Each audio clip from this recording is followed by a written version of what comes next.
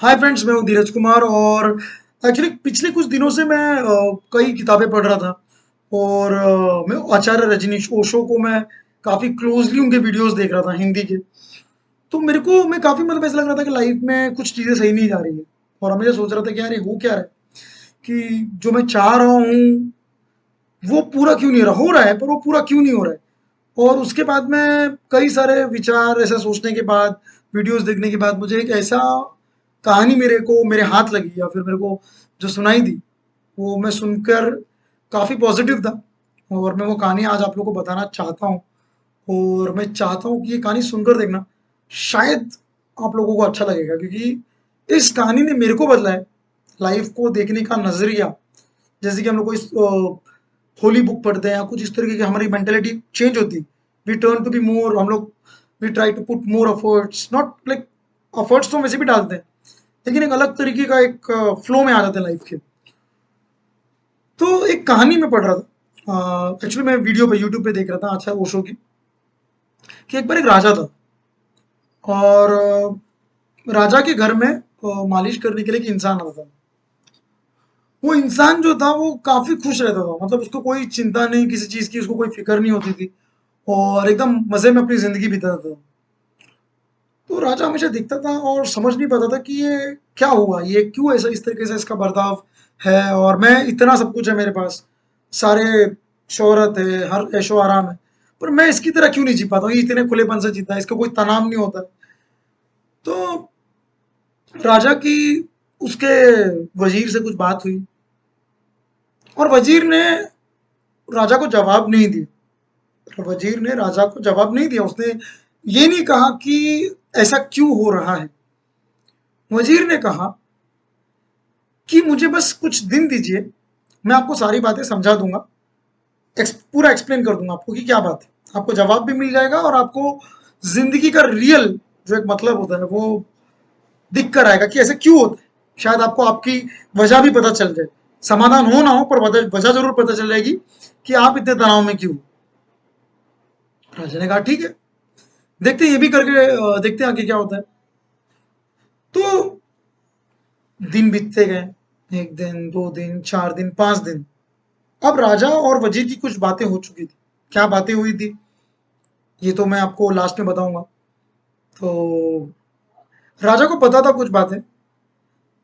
तो राजा को जब वो मसाज कर रहे थे, या जब उनकी मालिश करते सर पे, तो वो इंसान परेशान था। जो व्यक्ति काफी खुश था, कि चलो भाई, कि राजा की मैं सेवा कर रहा हूँ, मुझे किसी चीज की चिंता नहीं है। राजा भी उसे बहुत अप्रिशिएट कर रहे थे कि भाई तुम इतने चिंता मुक्त कैसे रहते हो। वो बहुत चिंतित हो गया था, वो इंसान काफी चिंता में था, बहुत अजीब सी उसकी प्रॉब्लम चल रही थी। पता नहीं उसको क्या हो गया था कि वो ठीक से मसाज नहीं कर पा रहा था। और राजा तो सब जान रहे थे, क्योंकि उनकी कुछ बात हुई थी वजीर की, तो उन्होंने बताया नहीं क्या बात थी। तो धीरे धीरे एक दिन बीता चिंता का, दो दिन बीता उस आदमी का। फिर उस आदमी ने एक काम किया, उससे रहा नहीं गया। उसने राजा को बताने के लिए बहुत प्रयत्न किए कि मतलब मैं बता दूं, लेकिन फिर उसने इशारों इशारों में कई चीजें बताई।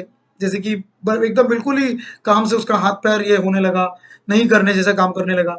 तो राजा ने उसको एक दिन पूछ ही लिया कि भाई बताओ मुझे क्या प्रॉब्लम है। आप तो ऐसे इंसान थे जिन्होंने कभी भी मेरे को इस तरीके से खुश रहते थे, आज अचानक से चिंता कैसे आ कि चार पांच दिन से मैं आपको देख रहा हूँ। मनुष्य, जो जो इंसान था, वो थोड़ा समझा, सोचा उसने। और फिर उसने कहा कि मेरी एक छोटी सी प्रॉब्लम है। राजा ने पूछा कौन सी छोटी प्रॉब्लम। बोला कि मैं कोई एक दिनार या एक रुपया, उस वक्त का दिनार या जो भी होगा, एक दिनार चाहिए बस, इससे मेरी समस्या सॉल्व हो जाएगी।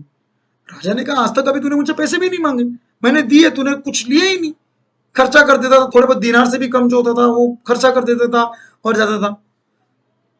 तो कहने लगा कि बस मैं चिंतित हूँ, मुझे बस वो एक दिनार चाहिए, मैं कुछ भी करने के लिए तैयार हूँ, मुझे आप एक दिनार दीजिए। तो राजा ने उसे पूछा बात क्या है? तो उस इंसान ने कहा कि मेरे घर पर 2 दिन पहले पता नहीं कहां से एक पोटली आई, सिक्कों से भरी हुई पोटली थी। तो उस पोटली में 99 दिनार थे और सिर्फ एक बाकी था 100 होने में। तो मुझे बस एक ही ख्वाहिश है कि कैसे भी मेरे कभी जिंदगी में 5 दिनार के ऊपर 1 दिनार भी नहीं देगा, उससे भी कम आपके यहाँ तनख्वाह पे काम करता हूँ तो मैंने कभी देखा ही नहीं। एक बार मैं अपनी जिंदगी में देखना चाहता हूँ कि वो 100 दिनार पूरी हो जाए बस। मुझे और कुछ नहीं चाहिए, मुझे इस दुनिया में किसी चीज में कोई लेना देना नहीं है, बस मुझे बस 100 एक बार देख लूँ ना तो बस सुकून मिल जाएगा। राजा मुस्कुराया और कुछ बोला नहीं। उसने आग्रह किया, राजा को पूछा, नहीं आप मुझे बताइए आप क्यों मुस्कुरा रहे हो, आप ऐसे क्यों कर रहे हो, इस तरीके का बर्ताव आप क्यों कर रहे हो मेरे साथ? तो राजा ने धीरे से मुस्कुराकर उसे कहा कि वो पोटली तुम्हारे घर पे मैंने सिपाहियों से रखवाई थी मेरे वजीर के कहने पर, क्योंकि मैं हमेशा यही सोचता था कि तुम इतने खुश हो और मैं इतना खुश क्यों नहीं। तो वो पोटली मैंने रखवाई और जिस दिन से मैंने रखवाई उसके दूसरे दिन से मैंने देखा कि तुम्हारे अंदर अस्थिरता आई और अस्थिरता बढ़ती गई, क्योंकि आज भी तुम अपनी जिंदगी में उस एक सिक्के के लिए व्याकुल हो रहे हो, इसलिए तुम्हारा पूरा ध्यान अपने काम को छोड़कर उस एक सिक्के के पीछे लगा हुआ है। वो व्यक्ति समझ गया कि बात क्या है, उसे समझ आ गया कि जिस तरह आप लोग को समझ में आ गया उसको भी समझ में आ गया कि प्रॉब्लम क्या है। वो बड़े शांत मन से उसने विचार किया। लेकिन राजा की जो हवेली थी वो छोड़ते वक्त भी उसके मन में सिर्फ एक ही प्रश्न था, कैसे फिर भी इतना समझ के बाद भी, कि बस कैसे भी करके बस वो 1 दिनार पूरा कर लूं और 100 का आंकड़ा पार कर लूं। आज आप, मैं, वो राजा को भी पता चल गया, वजीर का जवाब मिल गया, पर वो राजा भी अस्थिर ही रहा, उसने वो स्थिरता नहीं छोड़ी। तो जिस तरह आप इस बात को समझ गए कि हम अपनी जिंदगी में, आप, मैं, हम सब लोग क्या कर रहे हैं, हम लोग कहीं ना कहीं सैलरी में, जो 10,000 कमा रहा है वो बोल रहा है 9,000 कमा रहा है, बोला 10 हो जाए यार। जो 49 कमा रहा है बोल रहा है यार एक बार 50,000 हो जाए यार। जो 24 कमा रहा है बोला यार 25 हो जाए यार, बस मैं कुछ नहीं मांगता, मैं बस 25,000 दे दे। जो भी ऊपर वाले का नाम ले, कोई भगवान, अल्लाह, राम, जो भी अलग अलग लोग बोल रहे हैं कि भाई बस 1,000 भगवान, बस एक, बस। लाख वाला 99,000 वाला बोल रहा है, उसी तरह 99 लाख वाला बोल रहा है, जो महीने का कमा रहा है वो बोल रहा है भाई 1 करोड़, बस कभी देखा ही नहीं 1 करोड़, एक बार देख लूं, मगर वो 1 करोड़ में फंसा हुआ है। तो हम सब लोग कहीं ना कहीं फंसे हुए। ये तो बात पैसे की हो गई, की सैलरी की हो गई या बाकी सारी चीजों की हो गई। उसी तरह, बिल्कुल उसी तरह हमारी लाइफ में हम लोग कहते हैं कि भाई चलो यार किसी भी चीज में मार्क्स में इतने मार्क्स ले आएंगे, फिर हम लोग जैसे इंसान को ही देख लो, टेलीफोन आ जाए, बोला ठीक है नहीं टेलीफोन नहीं मोबाइल चाहिए, फिर अस्थिरता की तरफ फिर बढ़ जाता है। मैं नहीं कहता डेवलपमेंट में इसका कोई नेगेटिविटी नहीं, बट इस बात को मैं कहना चाहता हूँ कि खुशी क्यों चली गई जिंदगी से लोगों के। जब मैं देखता हूँ मेरे लोगों को, जो लोग आज अच्छे अच्छे पैकेज, हम लोग आईटी में भी कमा रहे हैं, तो हम लोग अभी भी स्थिर क्यों नहीं, क्यों हम लोग सोचते हैं कि यार एक प्रोडक्ट बेस्ड का इंटरव्यू क्रैक कर लूं, सैलरी में एक जीरो लग जाए, फिर एक जीरो में एक डिजिट बढ़ जाए, ठीक है, तो ये सारी चीजें, ये नंबर चेंज हो जाए। हर कोई, एक चोर जो चोरी कर रहा है, एक साइंटिस्ट जो कोई इन्वेंशन कर रहा है, हर आदमी अस्थिरता से इस चीज को समझ रहा है। लेकिन जो बात है, जो मेन, जो मुद्दा इस बात पे आता है कि हम लोग क्यों उस समझ कर भी उस चीज को नहीं समझ पा रहे। उस 1 रुपए, उस 1,000, उस 1 लाख, वो हम 99 पे हमारी गाड़ी क्यों रुक जाती। तो ये बात मैंने सुना तो मुझे समझ में, मेरे को उस राजा की तरह समझ में सब कुछ आ गया, पर आज भी मैं बिल्कुल आप ही की तरह हूं। कुछ लोग से पूछा मैंने कि, मैं अक्सर मेरे घर में पिताजी जब थे तो पूछता था कि डैडी इसका रास्ता क्या है। वो हमेशा कहते थे एक चीज, उसका मैं जवाब अभी तक नहीं दे पाऊंगा क्योंकि शायद मैं उसके पे उतना क्वालिफाइड नहीं हूं। वो हमेशा कहते थे कि अपने अंदर जाकर देख, सब जवाब मिल जाएगा। अब इसका क्या मतलब है डैडी की बात का, मैं आज तक नहीं समझा। अगर आपको समझ में आया तो कमेंट में जरूर लिखना कि क्या कह रहे थे वो। अंदर जाकर देख, मेडिटेशन करूं, अपने आप को देखूं क्या था वो, तो आज भी मैं अपने आप को अपने अंदर जाकर देखना चाहता हूँ, आज भी मैं ढूंढना चाहता हूँ खुद को, लेकिन मुझे कुछ पता ही नहीं, रास्ता पता ही नहीं। कभी कभी बैठ जाता हूँ, कभी नहीं बैठता हूँ विपश्यना, कभी अपने अंदर। क्योंकि हमेशा कहते थे कि रिलीजन ठीक है, सब कुछ ठीक है, लोग अपना अपना मान रहे हैं, किसी ने भगवान को देखा नहीं और सब क्लेम कर रहे हैं कि ये रिलीजन है, वो रिलीजन है, ये ऐसा ठीक है, कोई किसी के रिलीजन से कोई प्रॉब्लम। बट वास्तविकता में जिसने सब कुछ बनाया, उसने पीस छोड़ के बाकी सब कुछ क्यों दिया?